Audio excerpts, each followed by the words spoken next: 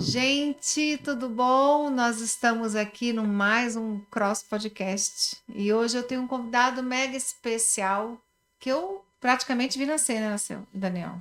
Claro. Tô aqui, tô aqui com o Daniel Juan. Ele vai se apresentar, Glória a Deus. né? Daniel, seja bem-vindo aqui no Cross Podcast, Muito né? obrigado. Estou honrado de E estar aqui. tá honrado, meu filho? Muito. Eu conheço ele desde sempre, desde que ele nasceu, né, Daniel? Desde sempre, graças a Deus. Então, nós estamos aqui e nós vamos conversar sobre a importância de ser uma nova pessoa, de ser uma nova criatura. Mas antes, eu quero que o Daniel se apresente. Daniel, como você se define? Tudo bem, gente? Qualquer pessoa que esteja assistindo isso. Como minha mãe falou, eu sou o Daniel. Eu sou o caçula da nossa família e tive a honra de ser o primeiro a participar do podcast. Então, tome essa para Agora todos tem que os chamar meus todos irmãos. eles. Mas eu sou o caçula de uma família e eu sou também um dos últimos a entregar a vida para Jesus, né? Eu acredito que eu fui o caçula em quase todos os aspectos da nossa família, mas eu sou um ministro, eu sou um líder de jovens aqui da Igreja Zona Norte. E você perguntou como que eu me defino? Você já está se definindo. Bom, eu me defino como um jovem que aprendeu cedo quem ele é em Cristo e qual que é a missão dele na Terra, que é pregar o Evangelho. Daniel, como foi o seu cross com Jesus, seu encontro? Bom, assim, pra falar a verdade, eu nunca me converti tão amarrado, né? Mas eu nunca tive uma. Por exemplo, eu não consigo falar, esse dia eu entendi quem Cristo era, porque eu fui Foi um ensinado. Foi um processo. processo, exatamente. Eu fui ensinado desde que eu me sinto por gente, eu nunca tive uma crise de fé. Por exemplo, eu nunca duvidei que Deus existisse, eu nunca duvidei que Jesus Cristo fosse o caminho, ou que o mundo fosse por acaso, ou que a resposta estaria em outra religião. Eu nunca tive essa crise de fé. A minha crise era, acho que uma crise de todo adolescente, de querer sentir o prazer do mundo. Então, eu, desde. Por que todo mundo fala isso? Eu não conheço um crente que não fala assim, filho de crente, né? Eu queria provar o mundo. Me diz, Daniel, o que é provar o mundo? Eu acredito Na que. cabeça do crente. Na cabeça do crente, tá bom.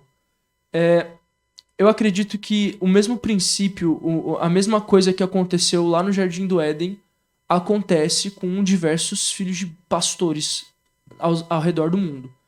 Que você vê o seu pai, que representa Deus na tua família, e Bem ele, colocado. e ele fala para você não provar do fruto proibido, mas eu acredito que vem dentro. É um erro de fábrica que a gente acabou reproduzindo depois que Adão pecou, né? E eu acredito que esse erro de fábrica, ele vem em qualquer bebê, não importa a origem desse bebê. Esse erro de fábrica, ele tá dentro da natureza do ser humano.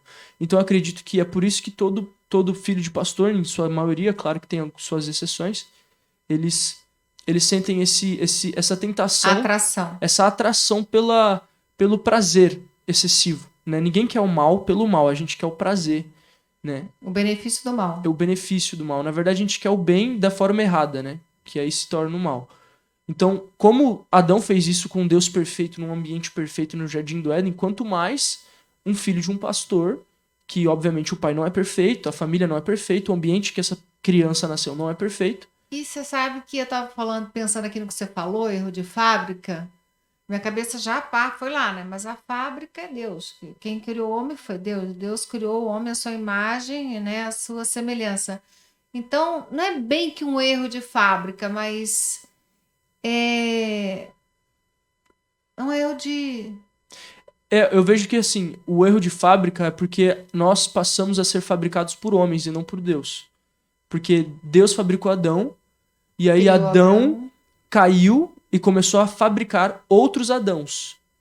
Entende? E aí a gente começou a ser fabricado segundo a imagem do homem, né? É E aí verdade. nós, quando aceitamos Cristo, morremos para renascer na imagem de Deus. Então o erro de fábrica não é porque Deus fabricou. A primeira Não, porque não cópia tem quem Deus culpar, né? Ele quem criou o homem. Agora criou o homem com livre-arbítrio, né? o homem era perfeito, aí caiu e passou a reproduzir a sua imperfeição. É verdade. Aprendi com vocês. Tá certo. E o seu, vamos voltando aqui para o assunto, focando, o seu cross. É verdade, a gente já, você viu, dois Né? malucos numa mesa, não vai, né? Vai dois dar malucos bom. com déficit de atenção, com Vai você, ter a gente já tá na hiperatividade. fabricação de Deus, Adão, ai, Deus, eu amo. e me perguntou como que eu me converti, mas enfim. Não, mas eu consegui ter foco. Enfim, eu com 11 anos de idade eu fiz o meu revisão de vidas e com 11 anos de idade eu tive uma experiência com Deus, mas a minha primeira experiência com Deus foi num show do Cells Band. Você lembra do Cells Band? Lembro. Foi num show que eles foram lá na Zona Norte, no Tucuruvi. Eu era muito pequeno. Nossa, muito. Agora eu lembrei, porque antes eu tava tentando focar aqui. Eles foram lá e foi pela primeira vez que eu senti a presença de Deus. Nossa, eles eram bem desconhecidos, a gente levou, verdade. E a gente foi no show da Cells Band e aí eu tive eu lembro vagamente, eu era muito pequeno mesmo, eu acho que eu tinha uns 10 anos de idade, e eu chorei muito, muito. Eu nunca tinha chorado na presença de Deus, né? Eu lembro que eu fiquei marcado e eu fiquei me perguntando por que eu chorei. E eu fiquei perguntando, Tremendo. por que eu chorei? Por que eu chorei? E essa pergunta não saía da minha cabeça. E eu decidi fazer o revisão de vidas.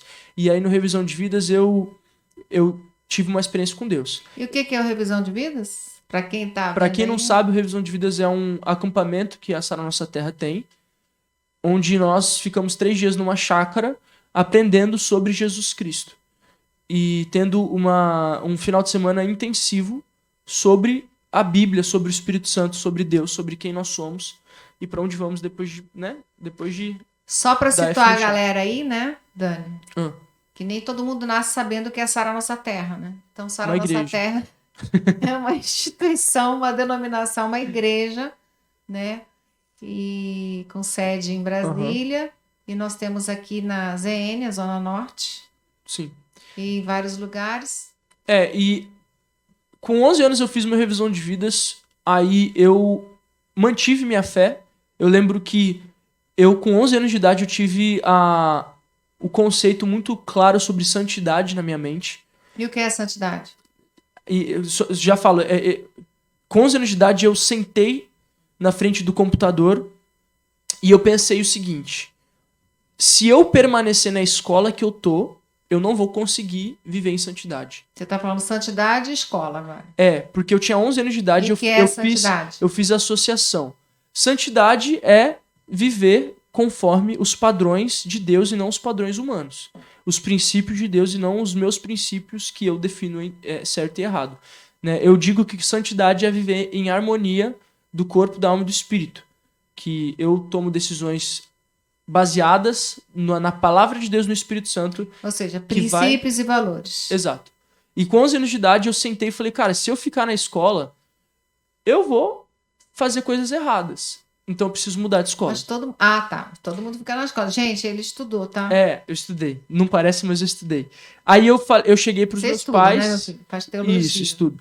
Eu cheguei pros meus pais e falei assim: eu quero mudar de escola. E eles falaram, ok. E eu mudei de escola.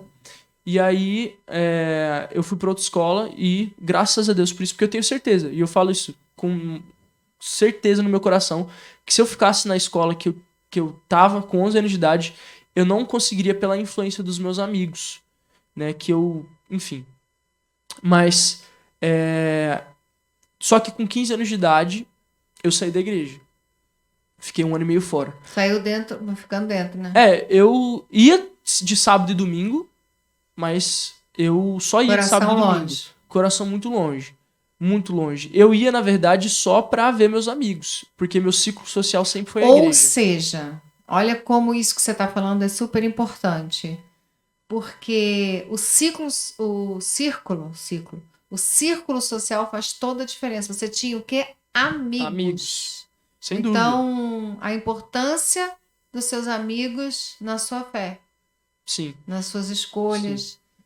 Né? E foi muito importante, porque eu não deixei de ir em um culto. Eu lembro. Mas, ao mesmo tempo, estava presente. Eu vivia uma vida completamente dupla, né?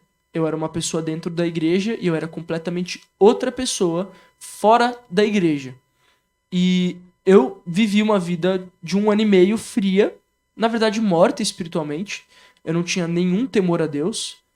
E com 16 anos de idade, eu senti o peso da existência. Você lembra que, aqui, enriquecendo, uma vez você chegou para mim e me fez uma pergunta. Essa pergunta eu sempre carrego no meu coração. Lembro, E eu já sei você qual é a lembra? pergunta. Lembro. Qual é a pergunta? Mãe, quando eu sei que eu respondo pelas minhas atitudes? O que eu respondi? Quando você faz essa mesma pergunta. Exatamente. Eu queria saber quando que eu posso ser responsável pela minha própria santidade, né? Existência. Eu tinha acho que 7 aninhos de idade. Eu falei, Não, mãe, você era muito novinho. quando que eu deixo de ser, né, tão inocente assim? Quando que eu começo a responder pelos meus pecados? Você elaborou essa pergunta e eu, com muita dor no coração, falei exatamente quando você é capaz de fazer essa pergunta. Você sempre me ensinou a pensar em respostas que não são óbvias, mas são respostas que falam pouco, mas ao mesmo tempo ensinam muito. Então, isso me marcou muito. Eu lembro, inclusive, Dessa eu lembro conversa. disso até hoje, porque foi uma resposta que eu pensei, então eu tô lascado, né? Então eu tô lascado, fiz a pergunta, já era, acabou. Deus olhou pra mim e falou assim, Anjo, começa a contar toda besteira agora. Nossa, eu lembro que eu tive muita dor no coração para te responder, mas como eu sou um oráculo da verdade, tenho uma compulsão pela verdade, eu sempre falo o que eu penso, né? Sim. Então. Mas eu fiquei 1 ano e meio fora, só que eu sabia que Jesus Cristo era o caminho. Tanto que uma das coisas que mais me doía era que eu sabia que você estava triste. Era evidente, você não escondia que você estava triste com a minha vida. E isso me doía muito, eu ficava muito triste por você estar triste com o jeito que eu estava levando minha vida. Só que você não era uma mãe que expressava a sua tristeza, o seu descontentamento com agressividade. Você demonstrava o seu descontentamento com amor. E esse descontentamento mostrado em amor não me deixava rebelde contigo, não me deixava revoltado contigo, mas me deixava descontente comigo mesmo. Constrangido. Constrangido comigo mesmo. O amor de Deus nos constrange, diz. E eu acho que, inclusive, já puxando esse assunto, eu acho que é nisso que muitos pastores erram com seus filhos. É nisso que muitos pais erram com seus filhos. Quando vê o filho entrando numa vida pecaminosa, Perva. entrando numa vida fora dos padrões familiares que o pai demonstrou pro filho, e o pai reage com rispidez, reage com escassez, então eu tiro para ensinar. Né? Eu vou deixar meu filho de castigo, eu vou brigar com meu filho, eu não vou ser tão carinhoso como eu era, porque ele não merece tanto carinho quanto ele merecia quando ele estava dentro dos padrões. Eu vejo que quando o pai ele trata isso, ele não está sendo como Deus era. Porque quando Adão pecou, a Bíblia fala que Deus ele estava passeando pelo jardim e ele estava procurando, ele não chegou batendo, cadê Tá na porta. Cadê você? Não, ele chegou fazendo perguntas, onde vocês estão? Por que você está com essa roupa que você criou? Quem te disse que você está nu? Né? Deus não chegou acusando, Deus chegou fazendo perguntas, querendo escutar o homem, apesar de ser onisciente, apesar de saber de tudo. Muito bom isso. Ele, apesar de ser onisciente, ele chegou fazendo perguntas. Por quê? Quem te disse isso? O que aconteceu? O que você fez? Aí ele apresentou as consequências. Né? E aí Adão, ele vê um pai que está mais preocupado com o estado do filho do que com se ele me obedece ou não, se ele vai ser um evangélico ou não, né? Claro, fazendo essa analogia do pai para Deus lá no Jardim do Éden, porque quando eu entendi que meus pais me amavam, independente se eu estava em santidade ou não, eu comecei a entender o amor de Deus através disso. Tanto que, numa das minhas crises mais fortes, eu sempre recorria aos meus pais. Eu sempre via uma carta em aberto. Sempre vi uma possibilidade de conversar com vocês. Isso muito até bom. hoje. Por quê? Porque vocês não demonstravam o seu descontentamento com agressividade, mas com amor. Então, não é que vocês eram liberais, muito pelo contrário, vocês não são nem um pouco liberais. Vocês deixavam claro o que era certo e o que era errado para mim, mas não de uma forma que me afastava, mas só me aproximava de vocês. E isso Muito fez bom. toda a diferença, porque eu vejo filhos de pastores que o filho faz cagada. Que o filho ele peca e o pai fica revoltado, grita, se altera, né? E o filho, o que o filho faz? O filho recua. Vocês, muito pelo Ou contrário. rebelde, né? Ou se rebela, né? Fica pior ainda, né? E vocês nunca me restringiram. Então, com 16 anos de idade, eu senti o peso da existência, quando eu consegui tudo que eu queria. Eu tava na igreja, eu queria provar tudo. Eu consegui provar tudo que eu queria. E eu, depois de viver uma vida provando do que eu achava que era bom e percebendo que não sustentava a minha alegria, e fazendo uma comparação de que, não, quando eu tava na igreja em santidade com a minha vida em Deus, eu era muito mais feliz e em paz do que agora, que eu posso fazer o que eu quiser agora. Quando eu fiz esse comparativo, na verdade, o que mais me fez ficar desesperado é porque eu via pra vida do meu pai e da minha mãe, vulgo você, né? Vulgo você. Quando eu via a vida de vocês, via a família de vocês, via os frutos de vocês, e eu via o mundo, a família do mundo, os frutos do mundo, eu falava, caraca, eu tô caminhando pro oposto. Se eu quero um dia ter um casamento igual o meu pai tem, se eu quero ser o homem que meu pai é, se eu quero tratar meu pai do mesmo jeito que meu pai trata minha mãe, e quero ter a mansidão, a paz, a alegria, os frutos do meu pai, eu preciso do mesmo Deus que ele. E aí, com 16 anos de idade, eu entendi. E aí eu voltei. E quando eu voltei intenso. Eu tive uma experiência com Deus muito, muito, muito forte, que é longa, não vou poder contar a história. E depois disso, minha vida nunca mais foi a mesma. Eu tenho 21 anos de idade hoje, isso foi em 2018. Estamos em 2023. Então, desde então, eu tive o meu encontro com Jesus, que foi, assim, divisor de águas. Eu entendi, infelizmente, eu tive que provar pra entender. Então, eu do outro lado, como mãe, né? Eu sempre tenho essa curiosidade, a gente acaba ouvindo testemunhos e relatos, mas eu quero perguntar para você, né? Gente, a gente não combinou as perguntas, não, tá? Tá pá buf, né? E eu vou fazer uma pergunta bem difícil. Pergunte-me. Você entende que a pessoa, para ter uma experiência real com Jesus, ela precisa provar ao mundo? Nem um pouco. Ai, graças a Deus, tá coração bum, bum, bum. Nem bum, um pouco. bum, bum. E pergunta fácil. João Batista não provou o mundo em nenhum momento. Né? João Batista não provou o mundo em nenhum momento. Porque você sabe que o maior receio, quando a gente ouve esse relato, cara, será que todos os meninos, agora as meninas, vão Não, muito pensar pelo que precisa contrário. provar o mundo para poder ter uma experiência real com Jesus? Porque essa é uma pergunta. É uma pergunta que, na verdade, se você é um adolescente, você tende a falar que sim, mas se você entende um pouco sobre as histórias das pessoas que estão na Bíblia, que são pessoas reais, palpáveis... As pessoas erram e falham, sempre. Então, eu não Ok. perguntei se pode errar e falhar. Sim, mas se precisa se desconverter para poder converter. Mas não, o João Batista, ele cresceu no deserto, né? Ele cresceu no deserto, ele cresceu sendo um Não, homem. Jesus, né? O maior referencial que a gente tem de ser humano Sim. perfeito é Jesus. É que Jesus é Jesus, né? O único susto que Jesus deu foi quando ele ficou em Jerusalém, né? Com 12 anos deu uma... Mas, por exemplo, o Jonas não provou o mundo, meu irmão. o Jonas... O Jonas não provou o mundo. O Jonas, inclusive, foi uma das coisas que me fez sair da igreja. Foi eu me comparar muito com meu irmão. Eu me comparava... Essa cobrança você tinha, Mas ou essa você cobrança, sentia de mim e do seu pai? Essa cobrança vinha de mim. Não apareceu em nenhum momento de terceiros. Mas eu olhava pro meu irmão que se converteu, tipo assim, com 12 anos de idade. Com 12, a idade de Jesus, gente. O negócio tá ali, ó. E o Jonas também, sempre... 12. Não, você teve uma experiência e depois se afastou. O Jonas, ele sempre foi muito fora da curva, né? Foi. Muito fora da curva. E eu me comparava muito com ele.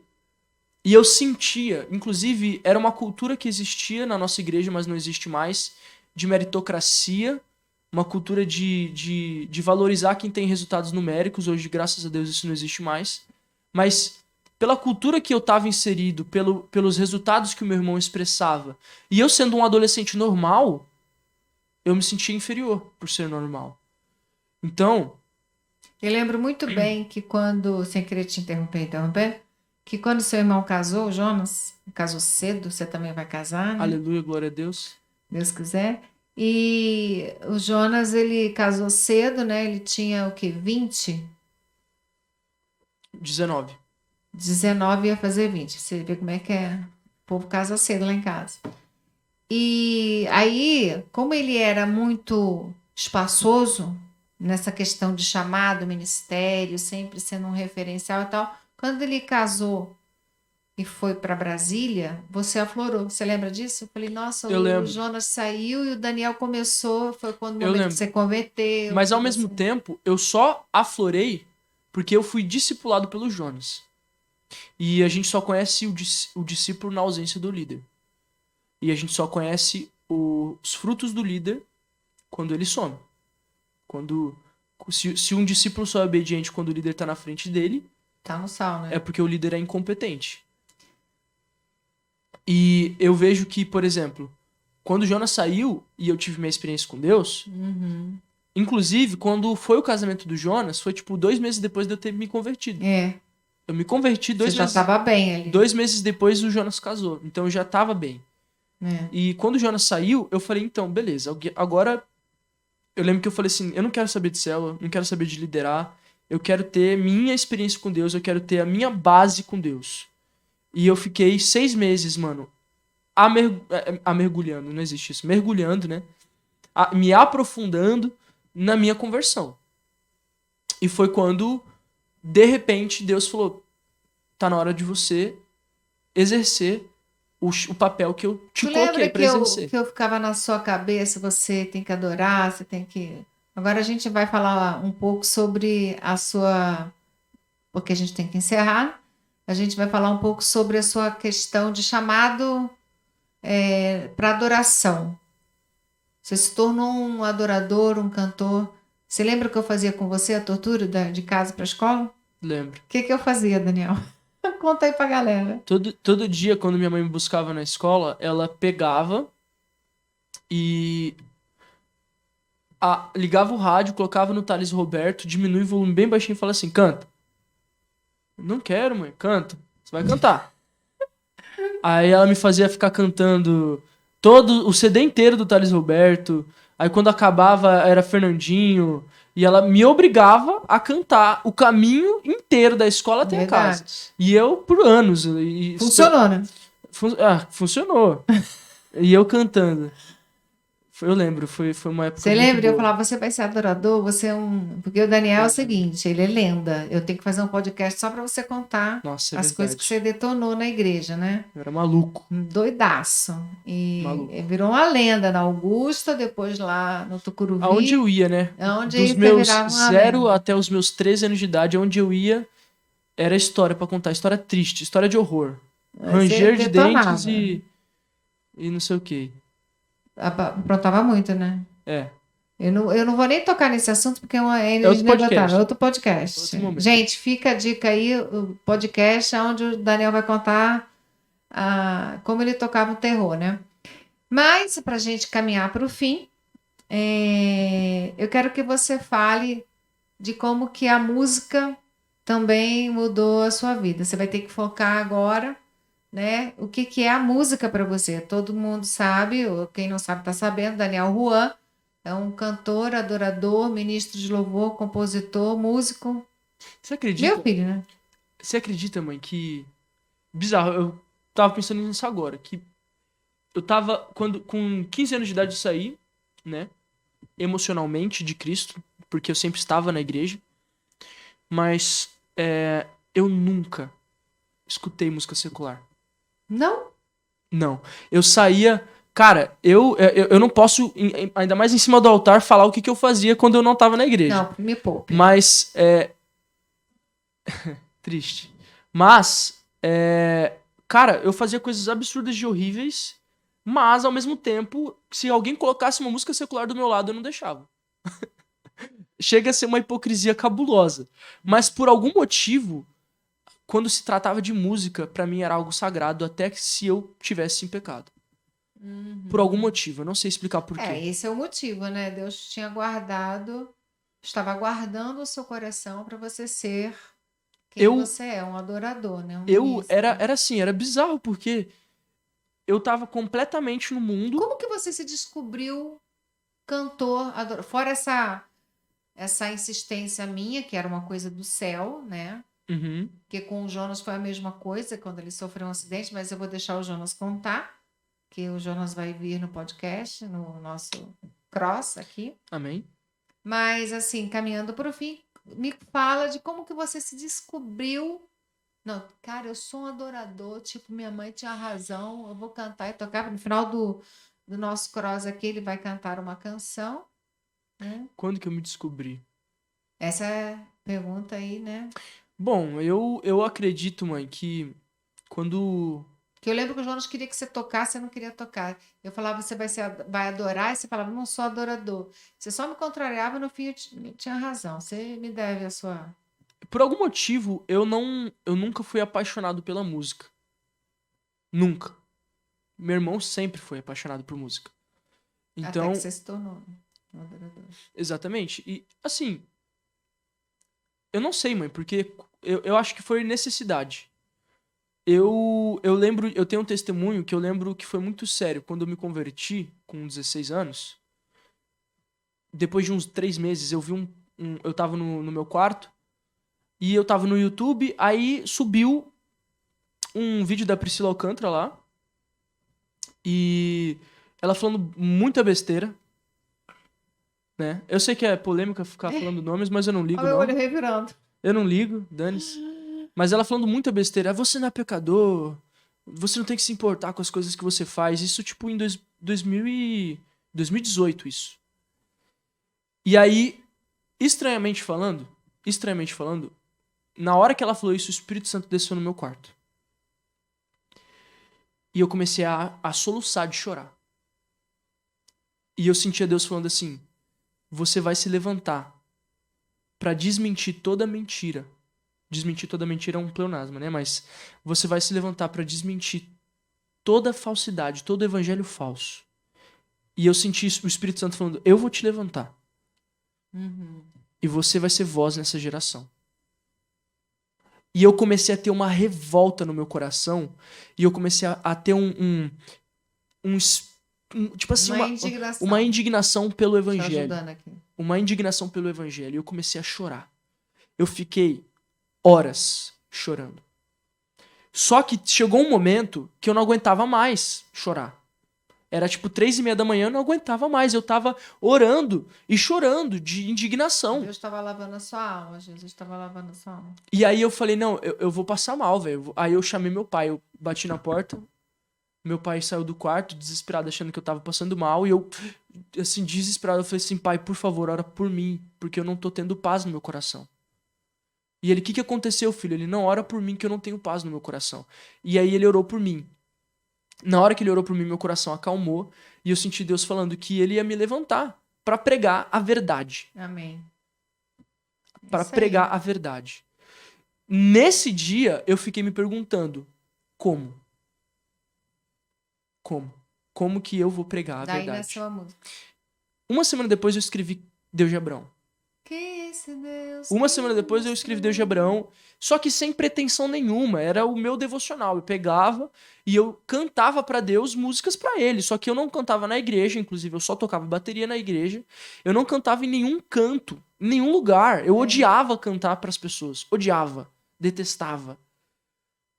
E aí foi quando a minha família, né, o Jonas, ficou revoltado, falando: que música é essa, velho? Não, você precisa mostrar essa música pro pai. E eu não mostrava. Aí um dia o Jonas mostrou esse linguarudo, mostrou pro meu pai, e meu pai falou: não, você vai cantar na igreja essa música. Eu falei: mas eu nem canto na igreja, eu sou baterista, não sei o quê. Enfim. Aí nasceu. E aí nasceu, e aí eu comecei a entender. Eu falei: caraca, quando eu vi as pessoas sendo tocadas pela presença de Deus através de uma canção que eu cantava pra Deus e somente pra Deus, Uhum. Então, na eu verdade, fiquei com vontade de começar a fazer isso. você se apaixonou em ser um adorador. Sim. Você se apaixonou pela questão de ser um adorador, né? Então, a música é uma consequência do adorador. Você tinha talento, dom, Deus te chamou para isso. E eu fiquei encruando na sua cabeça, quando você é criança, ensina a criança o caminho que ela deve andar, porque até depois de velho não vai se desviar. Funcionou, é a palavra de Deus, né? Sim.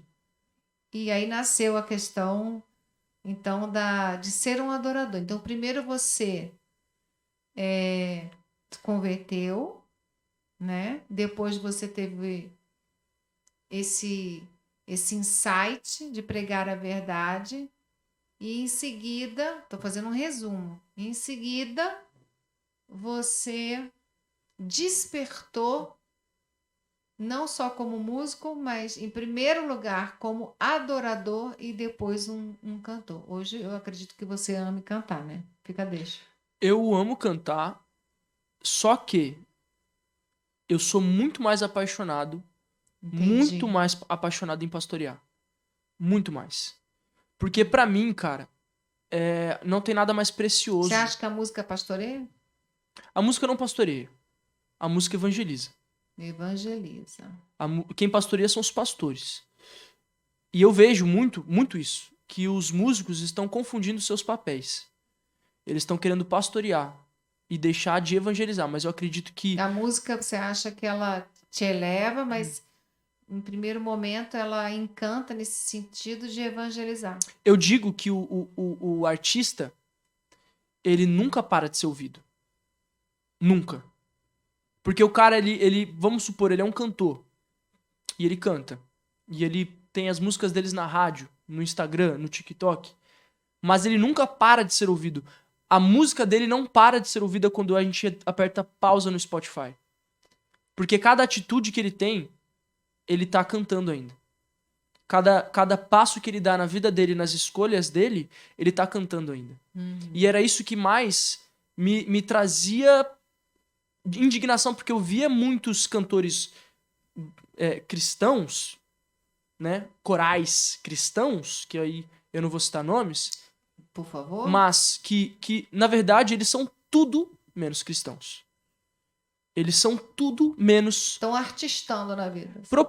Assim, é revoltante, sabe? E essa chama que Deus colocou no meu coração, essa revolta que Deus colocou no meu coração, hoje eu consigo administrar ela dentro de mim.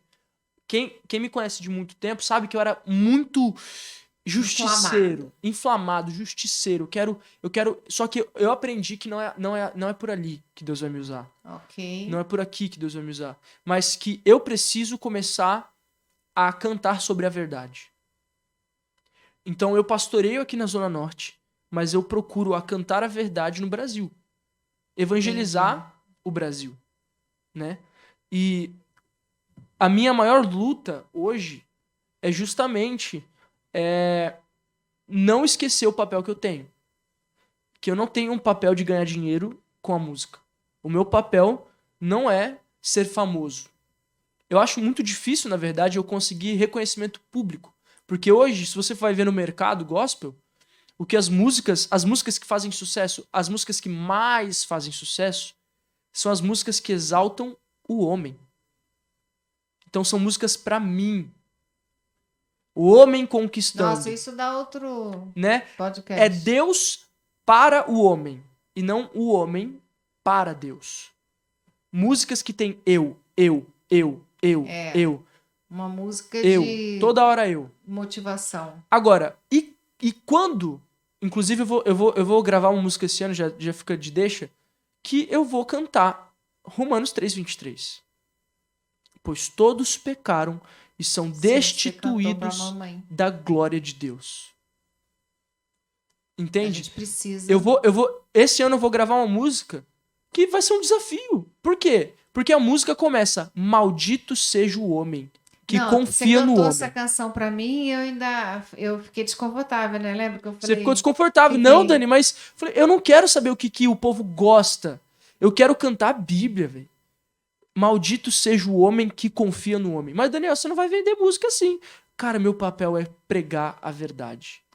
Porque existem duas formas de você comunicar uma verdade, de forma negativa e de forma positiva. Inclusive, essa música, ela fala: maldito seja o homem que confia no homem, bendito é aquele que confia em Deus, pois enganoso é um coração com fome e saciado aquele que humilho eu. E essa música começa assim, aí ela... Seja santo como eu sou santo, seja A bom música é como eu lindíssima. sempre fui bom. Só que ela termina com uma promessa. É. E o rei, ele está vindo me buscar, eu sei. Com os anjos descerá. O cordeiro que sacrificaram está voltando como um leão. É maravilhosa essa Então, tipo música. assim, é uma música artística. Não, Mas não vai cantar num culto de que domingo essa confronta, música. né? Mas é uma Confronta. música que prega, sabe? E a gente vê música sobre o Entra lá quê? no crânio. Primeiro que hoje nem tem música mais no Brasil, né? A gente só copia música dos Estados Unidos. Ninguém mais faz música autoral. É só cópia da cópia da cópia da cópia. E quando cansa de copiar, pega música de 2000 pra fazer de novo. Então, hoje não tem mais isso, entendeu? Não criticando, só falando que eu não quero fazer isso, entendeu? Então, eu vejo que a paixão... Porque você falou, quando que você se É. descobriu um artista? Um cantor, um adorador? Eu vejo que eu me descobri quando o Espírito Santo me incomodou naquela noite. Entendi. Que marcou minha vida, velho. Marcou minha vida. Eu me descobri naquele momento que eu vi. E sabe o que mais me deixou triste? O vídeo que eu vi daquela menina tinha, sei lá, mano, 500 mil visualizações.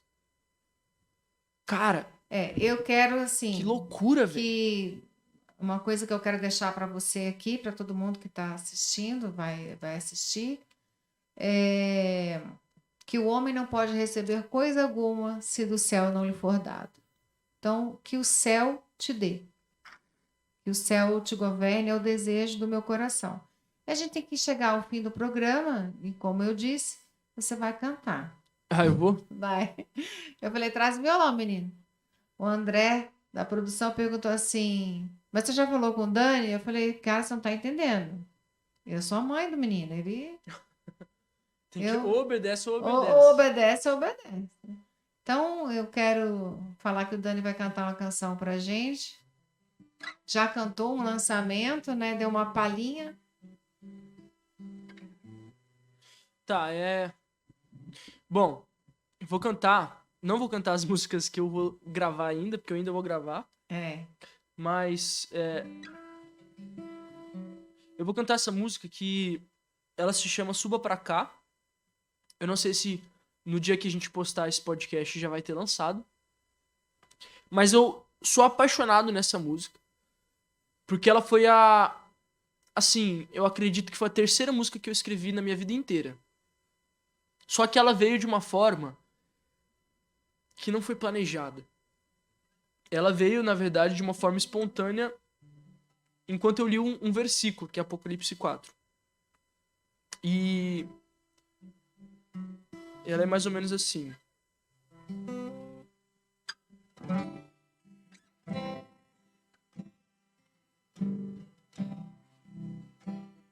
Suba pra cá e mostrarei a você. Suba pra cá e mostrarei o que deve acontecer. Suba pra cá e mostrarei a você. Suba pra cá e mostrarei o que deve acontecer. Todos os povos e nações terão sonhos e canções. O teu sangue sobre mim, tua presença está aqui. Todos os povos e nações terão sonhos e canções. O teu sangue sobre mim, tua presença está aqui. Uhul! Meu filho, obrigada. Eu provavelmente errei todas as notas, porque eu sou assim, gente. Eu escrevo a música e esqueço ela. Mas essa música aqui, ela é muito especial pra mim. Tô muito ansioso pra mostrar essa música pra vocês, de fato. E ela tem um significado muito bom também. Outro dia a gente conversa sobre isso. Gente, esse é o nosso cross de hoje com o Daniel Juan, que eu tive o prazer de conversar. Fiz algumas perguntas fáceis, outras difíceis, nada combinado. Na verdade, eu tinha mandado um WhatsApp para ele hoje à tarde, né, no finalzinho, no início da noite, eu falei, Daniel, eu quero falar sobre ser uma nova criatura. E a gente falou sobre ser uma nova criatura, né? Mas a gente acabou surfando mesmo nessa questão da conversão, música, adoração e tal. Meu filho, obrigada. Que Deus te abençoe, né? Amém. E eu quero fazer um cross podcast com você só sobre as agruras do Daniel.